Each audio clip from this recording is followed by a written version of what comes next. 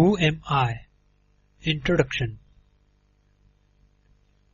Who am I is the title given to a set of questions and answers bearing on self-enquiry. The questions were put to Bhagavan Sri Ramana Maharshi by one Sri Sivaprakasam Pillai about the year 1902. Sri Pillai, a graduate in philosophy, was at the time employed in the revenue department of the South Arcot Collectorate. During his visit to Tiruvannamalai in 1902 on official work, he went to Virupaksha Cave on Arunachala Hill and met the master there. He sought from him spiritual guidance and solicited answers to questions relating to self-enquiry.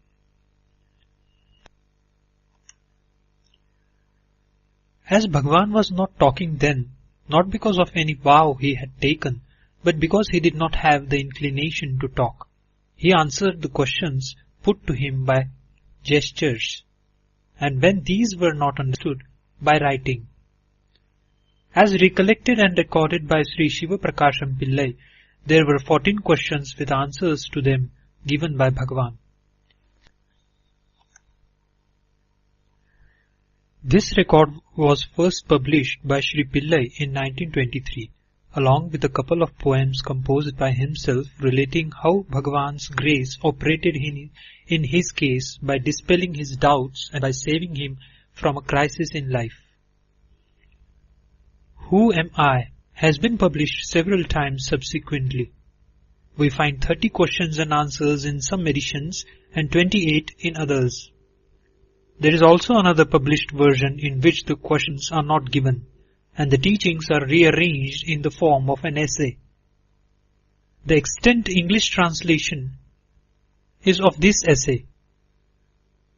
The present rendering is of the text in the form of 28 questions and answers.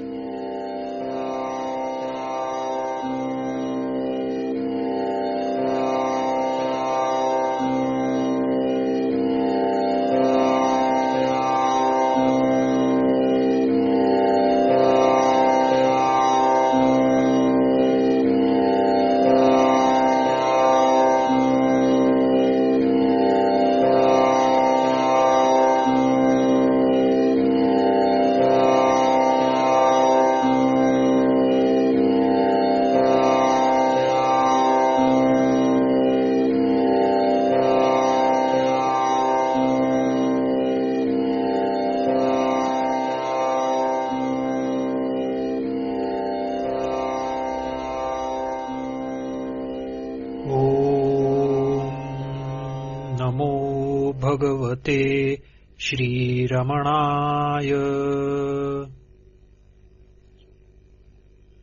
Who am I? None yar.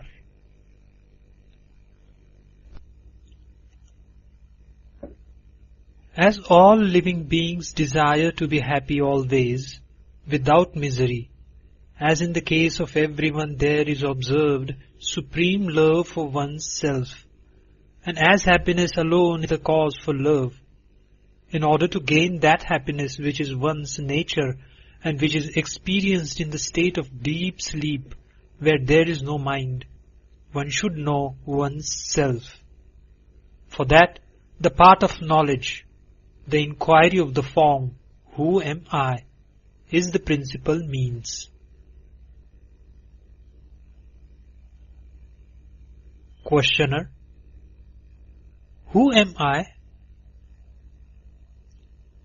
Maharshi. The gross body which is composed of the 7 humors, that is dhatus, I am not. The 5 cognitive sense organs, that is the senses of hearing, touch, sight, taste and smell, which apprehend their respective objects, that is sound, touch, color, taste and odor, I am not. The 5 cognitive sense organs, that is the organs of speech, locomotion, grasping, excretion and procreation, which have as their respective functions speaking, moving, grasping, excreting and enjoying, I am not. The 5 vital airs, prana, etc., which perform respectively the 5 functions of in-breathing, etc., I am not. Even the mind which thinks, I am not. The nescience too, which is endowed only with the residual impressions of objects, and in which there are no objects and no functionings, I am not. Questioner: if I am none of these, then who am I?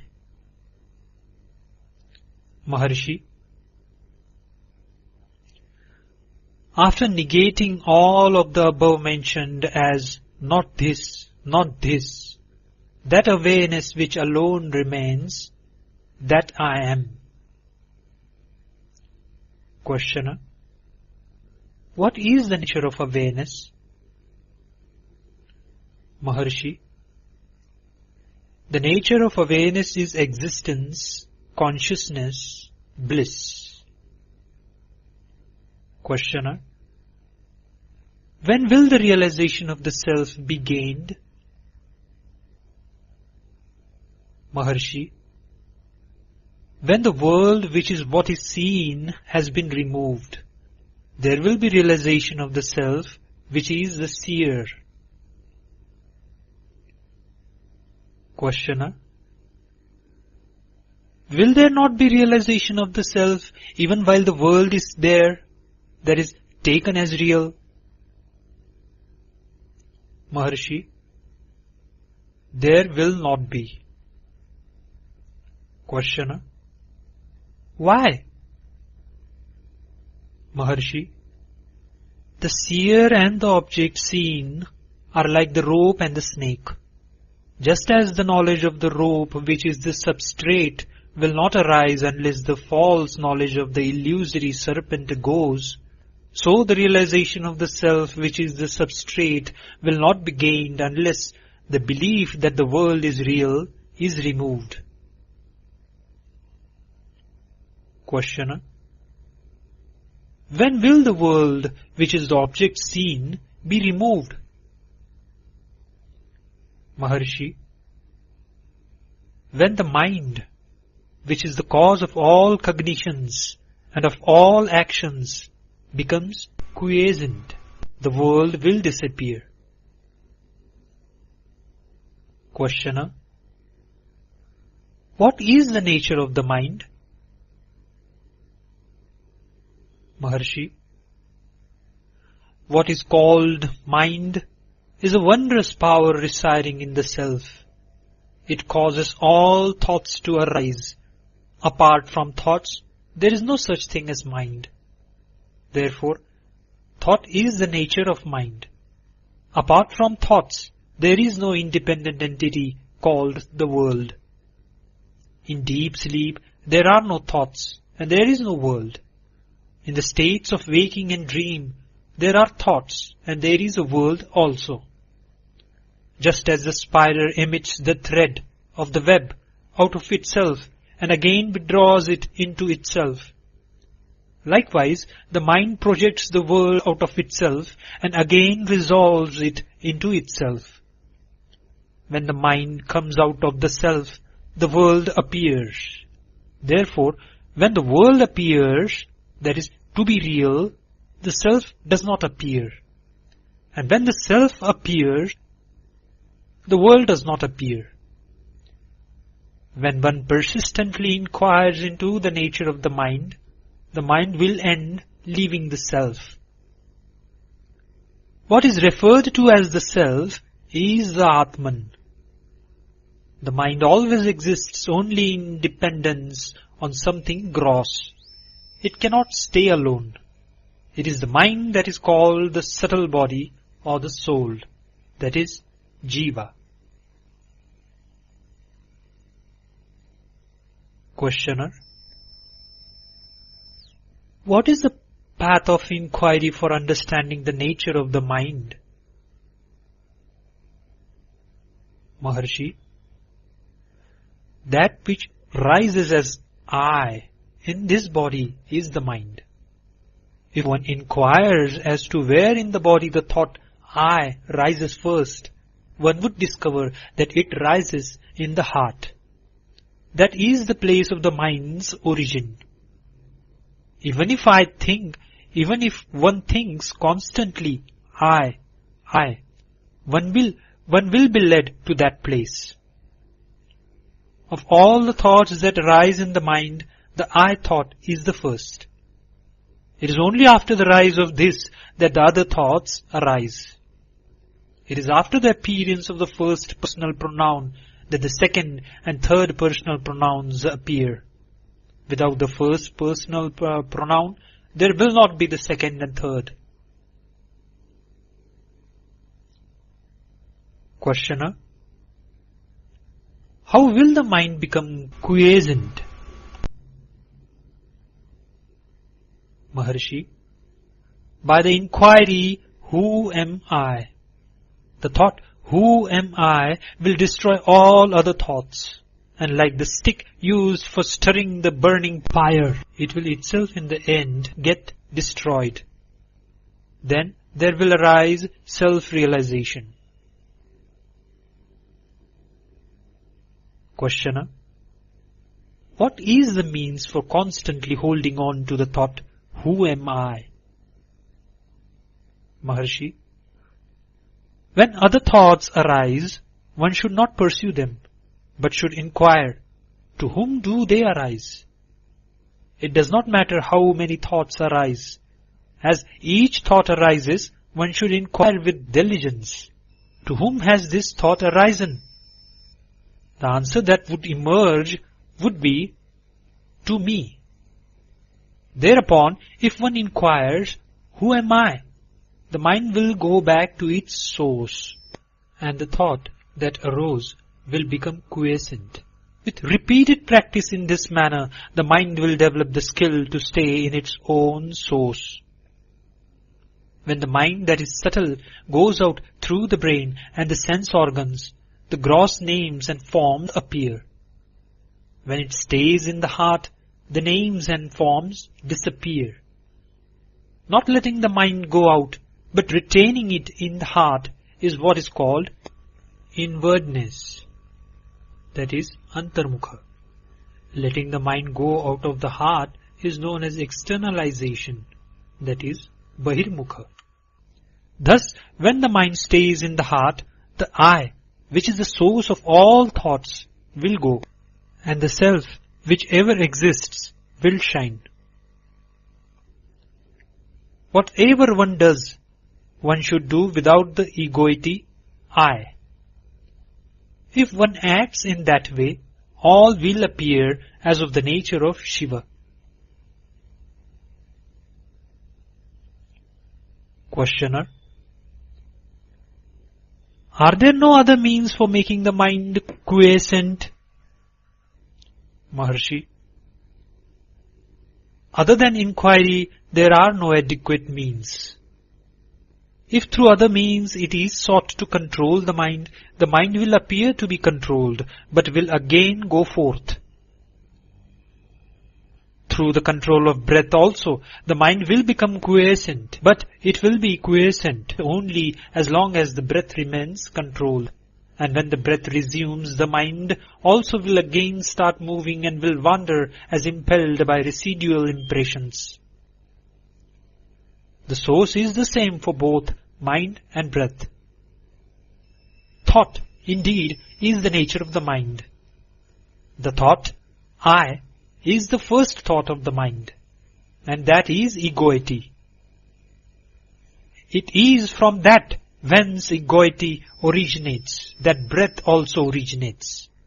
Therefore, when the mind becomes quiescent, the breath is controlled, and when the breath is controlled, the mind becomes quiescent. But in deep sleep, although the mind becomes quiescent, the breath does not stop. This is because of the will of God, so that the body may be preserved and other people may not be under the impression that it is dead. In the state of waking and in samadhi, when the mind becomes quiescent, the breath is controlled. Breath is the gross form of mind. Till the time of death, the mind keeps breath in the body, and when the body dies, the mind takes the breath along with it. Therefore, the exercise of breath control is only an aid for rendering the mind quiescent, that is, manonigraha. It will not destroy the mind, that is, manonasha. Like the practice of breath control, meditation on the forms of God, repetition of mantras, restriction on food, etc. are but aids for rendering the mind quiescent. Through meditation on the forms of God and through repetition of mantras, the mind becomes one-pointed. The mind will always be wandering. Just as when a chain is given to an elephant to hold in its trunk, it will go along grasping the chain and nothing else. So also when the mind is occupied with the name or form, it will grasp that alone. When the mind expands in the form of countless thoughts, each thought becomes weak.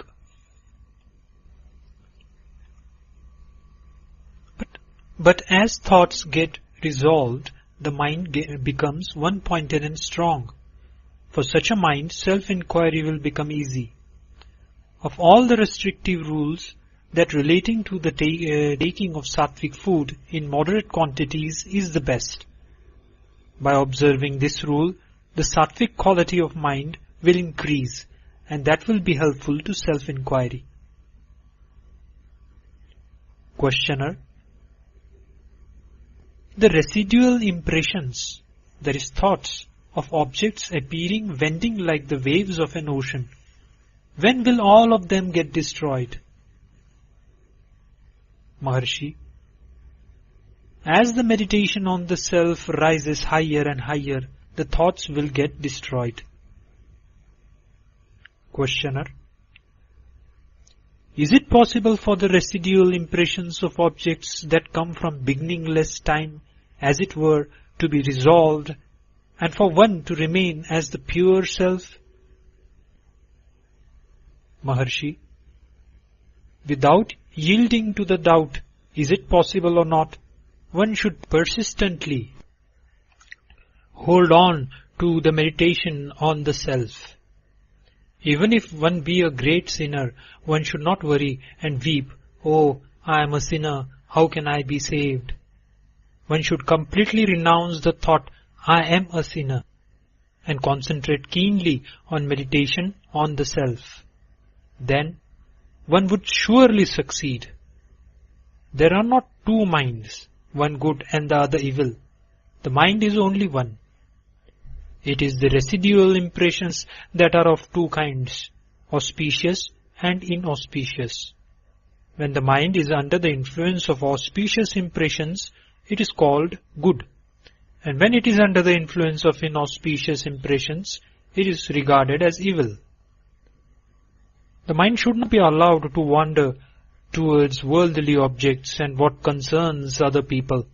However bad other people may be, one should bear no hatred for them. Both desire and hatred should be eschewed. All that one gives to others, one gives to oneself. If this truth is understood, who will not give to others? When one's self arises, all arises.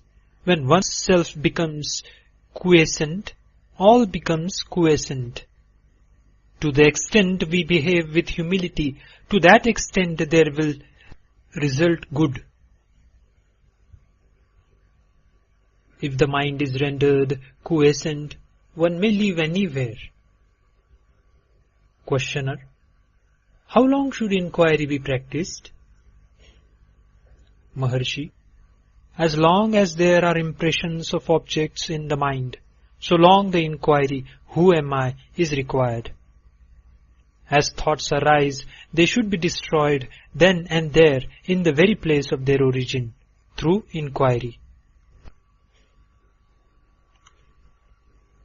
If one resorts to contemplation of the self unintermittently until the self is gained, that alone would do. As long as there are enemies within the fortress, they will continue to sally forth. If they are destroyed as they emerge, the fortress will fall into our hands. Questioner: what is the nature of the self?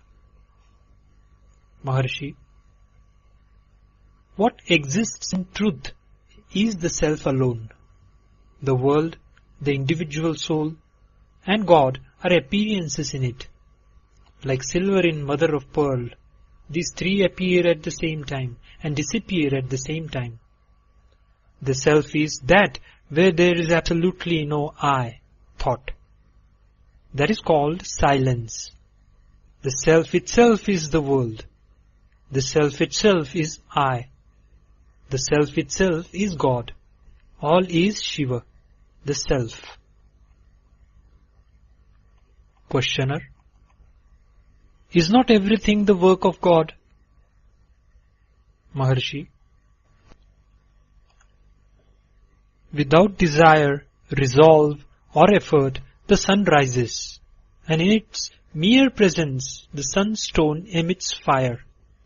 The lotus blooms, water evaporates, people perform their various functions and then rest.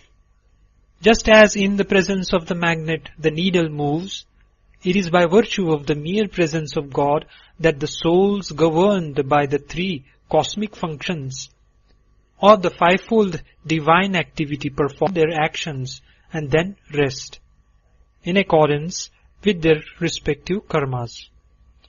God has no resolve, no karma attaches itself to him. That is like worldly actions not affecting the sun, or like the merits and demerits of the other four elements not affecting all pervading space. Questioner: of the devotees, who is the greatest? Maharshi: he who gives himself up to the self, that is God, is the most excellent devotee. Giving one's self up to God means remaining constantly in the self without giving room for the rise of any thoughts other than that of the self. Whatever burdens are thrown on God, he bears them. Since the supreme power of God makes all things move, why should we, without submitting ourselves to it, constantly worry ourselves with thoughts as to what should be done and how, and what should not be done and how not? We know that the train carries all loads. So after getting on it, why should we carry our small luggage on our head to our discomfort, instead of putting it down in the train and feeling at ease? Questioner: what is non-attachment? Maharshi: as thoughts arise, destroying them utterly without any residue in the very place of their origin is non-attachment. Just as the pearl diver ties a stone to his waist, sinks to the bottom of the sea, and there takes the pearls, so each one of us should be endowed with non-attachment, dive within oneself and obtain the self-pearl. Questioner: is it not possible for God and the Guru to effect the release of a soul? Maharshi: God and the Guru will only show the way to release. They will not by themselves take the soul to the state of release. In truth, God and the Guru are not different. Just as the prey which has fallen into the jaws of a tiger has no escape, so those who have come within the ambit of the Guru's gracious look will be saved by the Guru and will not get lost. Yet, each one should by his own effort pursue the path shown by God or Guru and gain release. One can know oneself only with one's own eyes of knowledge and not with somebody else's. Does he who is Rama require the help of a mirror to know that he is Rama? Questioner: is it necessary for one who longs for release to inquire into the nature of categories, that is tattvas? Maharshi: just as one who wants to throw away garbage has no need to analyze it and see what it is, so one who wants to know the self has no need to count the number of categories or inquire into their characteristics. What he has to do is to reject altogether the categories that hide the self. The world should be considered like a dream. Questioner: Is there no difference between waking and dream? Maharshi: Waking is long and a dream short. Other than this, there is no difference. Just as waking happenings seem real while awake, so do those in a dream while dreaming. In dream, the mind takes on another body. In both waking and dream states, thoughts, names, and forms occur simultaneously. Questioner: Is it any use reading books for those who long for release? Maharshi: All the texts say that in order to gain release one should render the mind quiescent. Therefore their conclusive teaching is that the mind should be rendered quiescent. Once this has been understood, there is no need for endless reading. In order to quieten the mind, one has only to inquire within oneself what oneself is. How could this search be done in books? One should know oneself with one's own eye of wisdom. The self is within the 5 sheaths, but books are outside them. Since the self has to be inquired into by discarding the 5 sheaths, it is futile to search for it in books. There will come a time when one will have to forget all that one has learned. Questioner: What is happiness? Maharshi: Happiness is the very nature of the self. Happiness and the self are not different. There is no happiness in any object of world. We imagine through our ignorance that we derive happiness from objects.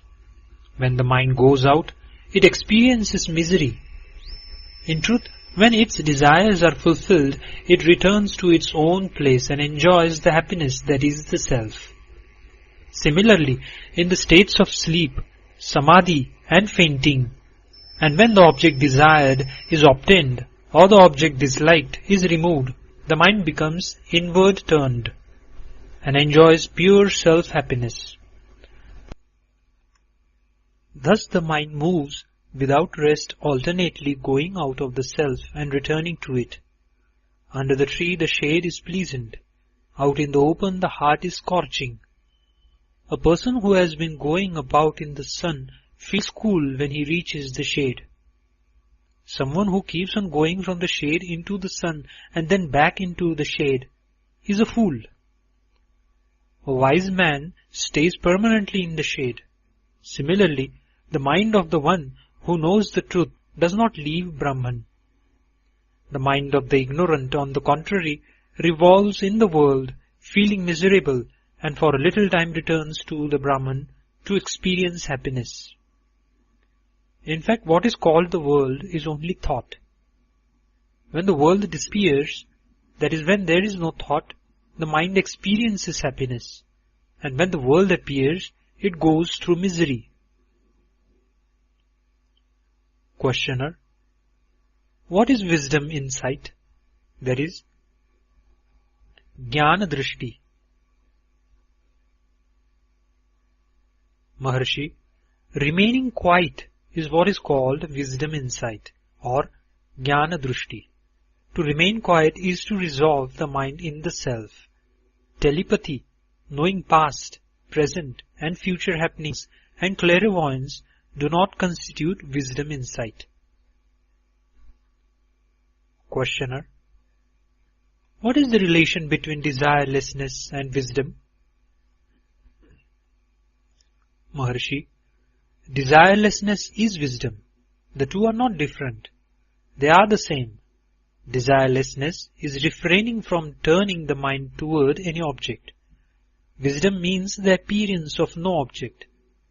In other words, not seeking what is other than the self is detachment or desirelessness. Not leaving the self is wisdom. Questioner: What is the difference between inquiry and meditation? Maharshi: Inquiry consists in retaining the mind in the self. Meditation consists in thinking that one's self is Brahman, existence, consciousness, bliss. Questioner: what is release? Maharshi: inquiring into the nature of one's self that is in bondage and realizing one's true nature is release. Tat Sat Sri Ramana Arpanamastu.